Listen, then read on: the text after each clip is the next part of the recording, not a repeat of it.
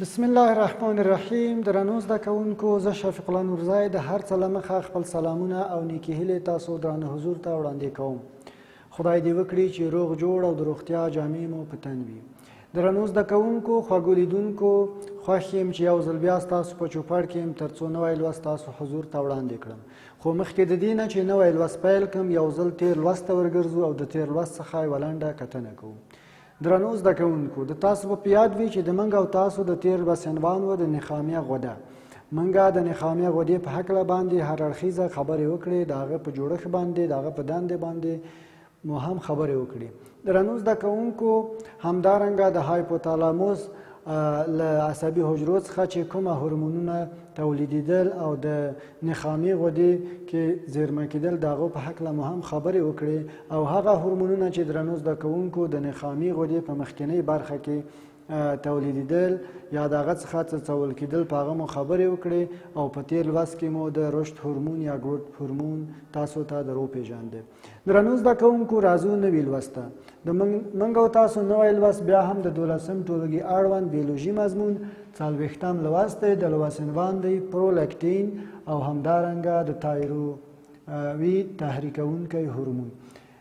د تیرو هورمونونو په ادامه باندې، یعنی هغه هورمونونه چې د نخامیه غدې د مخکینۍ برخې څخه څه کېدل، درنو زده کوونکو، د نخامیه د مخکینۍ برخې څخه د نخامیه غدې د مخکینۍ برخې څخه افرازېدل، د هغو هورمونونو د جملې څخه موږ او تاسو په تیر لوست کې د ګروت هورمون تشریح کړ. د هغه په ادامه باندې اوس راځو د پرولکتین هورمون او د تایرویید تحریکوونکی هورمون تاسو ته در پیژنم.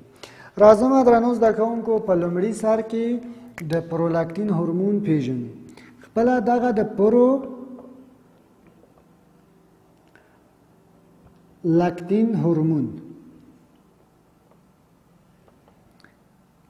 دا کوم کارونه کوي درنو زده کوونکو؟ د پروتین تولید زیاتوي. د پرولکتین هورمون د پروتین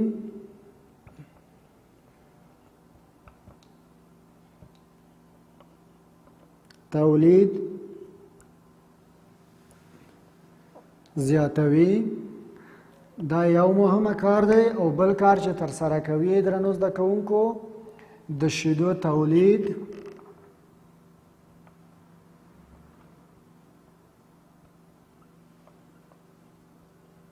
تولید وده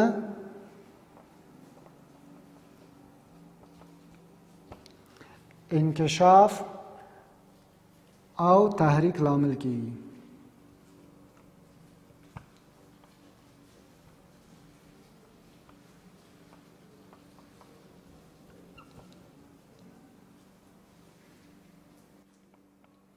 د شیدو د تولید، البته د وده، انکشاف او تحریک لامل کیږي. کله چې موږ وایو درنو زده کوونکو د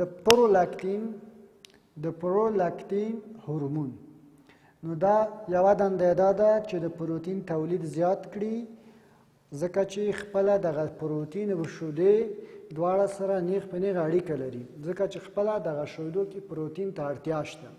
نو کله چې د پروتین تولید زیات کړه، نو دغه څخه وروسته د شیدو تولید، وده، انکشاف او تحریک لامل کیږي.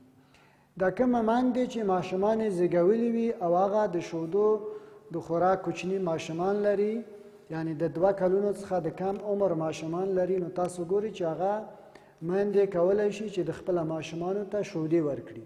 نو دغه شیدې د همدې پرولکتین هورمون په وسیله باندې تحریکېږي، تولیدېږي، وده کوي، انکشاف کوي. او د همدې شیدو د تولید لپاره هغه د اړتیا وړ پروتین هم د همدې هورمون په وسیله باندې څه کېږي؟ تولیدېږي. یعنی هغه غړي د دې هورمون په وسیله باندې تحریکېږي، اړیستل کېږي، تر څو دغه لازم کارونه سرته ورسوي. درنو زده کوونکو، لکه څنګه چې تاسو پوهیږئ چې خپله دغه د بدن هورموني سیستم د رواني اړخه یو سالمه او ثابته روح روان ته اړتیا لري. نو لکه څنګه چې د چا هغه میندې چې شیدې ورکوي، که چېرته د هغو روح روان هغه نظم له منځه ځي نو د هغو په شودو کې کموالی راځي. یا که کله تاسو پوهېږئ چې کله که هغو ویریږي نو د هغو کله چې هغه روح روان خرابېږي نو د هغه په شودو کې کموالی راځي. ځکه کموالی راځي چې د هغو د روح روان د خرابوالي له امله د پرولکتین په افرازېدلو کې خرابوالی راځي او بالاخره هغه د پروتین په تولید او د شودو په تحریک او تولید باندې اغیزه کوي. نو لازمه ده چې هغه مندې چې شودې ورکوي هغه د یو سالمه او آرامه روح روان څخه باید برخورداره شي او مرسته ورسره وشي تر څو یو آرامه روح روان ولري. راځو درنو زده کوونکو بل هورمون ته د تایرویید تحریکوونکی هورمون چې موږ ورته وایو د تایرویید تحریکوونکی هورمون یا موږ ورته وایو تایرویید. څه ورته وایو درنو زده کوونکو؟ تایرویید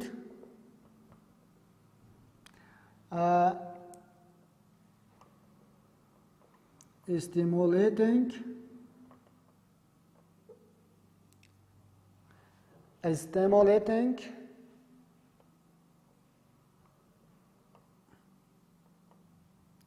هورمون. نو په مخفف ډول باندې درنو زده کوونکو دې ته موږ وایو TSH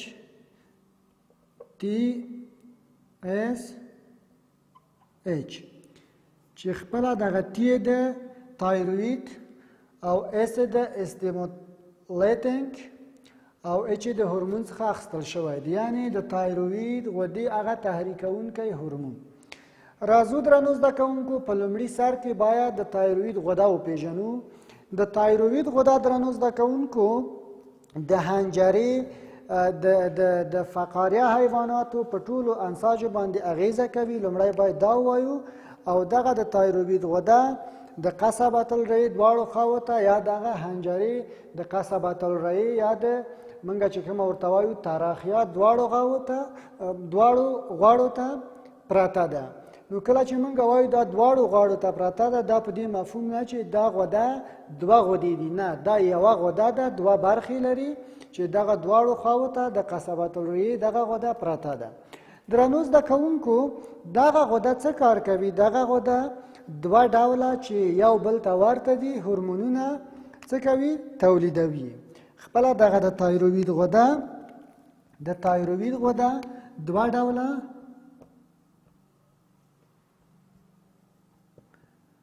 چې په خپلو کې سره ورته دي هورمونونه څه کوي؟ تولیدوي. یوه ته موږ وایو درنو زده کوونکو تایروکسین. څه ورته وایو؟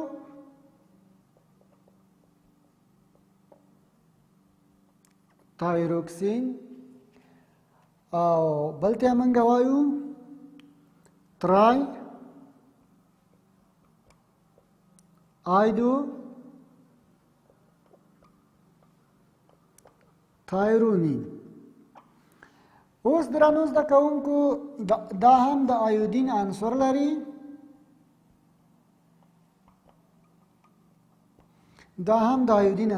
خو دغه تایروکسین د تی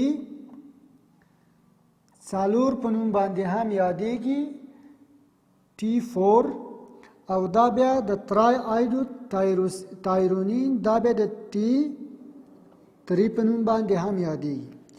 ولې درنو زده کوونکو دې ته T4 وایو یا T4 ورته وایو، دې ته ولې T3 وایو؟ ځکه چې په دې کې څلور اتمه د آیودین عنصر شتون لري خو په دې کې درې اتمه د آیودین عنصر شتون لري. دا دواړه درنو زده کوونکو د هدف په حجرو باندې یو ډول اغیزه کوي. یعنی که چېرته تایروکسین دی او که چېرته ترای آیدو ترایونین دی نو دا دواړه درنو زده کوونکو په د هدف په حجرې باندې یو ډول څه کوي؟ یو ډول تاثیر لري. نو دغه دواړه هورمونونه د وینې فشار د زړه حرکات، هضم او تکثر کې څه کوي؟ مرسته کوي. یعنی همدغه دواړه ډوله هورمونونه دي چې د وینې فشار، د زړه حرکات، هضم او تکثر په عملیو کې مرسته کوي تر څو دغه عملیې په منظم ډول باندې سرته ورسیږي. درنو زده کوونکو، دغه د تایرویید هورمون زیاتوالی یا کموالی، یعنی کومه هورمونونه چې د تایرویید غدې څخه افرازیږي، دغه د تایرویید هورمون زیاتوالی یا کموالی د بدن په میتابولیکي اعمالو باندې اغیزه کوي، او کله چې دغه هورمون د اندازې څخه ډیر یا کمیږي نو میتابولیکي عمل هم د دې سره مختل کیږي، ګډوډي پکې رامنځته کیږي.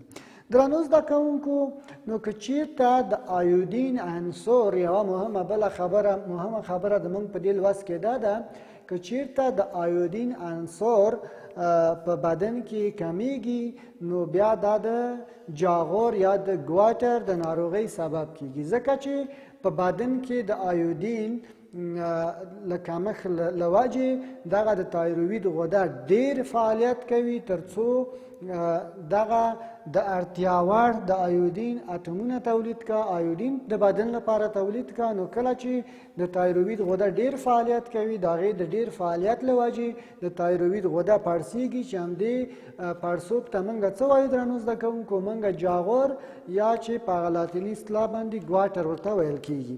نو تاسو ګورئ درنو زده کوونکو چې دلته هغه د آیودین د کمښت له امله چې کومه جاغور رامنځته شوی دی، دا تاسو په دې انځور کې په واضح ډول باندې کتلی شئ. درنو زده کوونکو، دا وه د موږ د دې ورځې لوست چې پای ته ورسېده. د راتلونکي لوست پورې تاسو په لوی او مهربانه خدای سپارم. ښه ژوند ولرئ.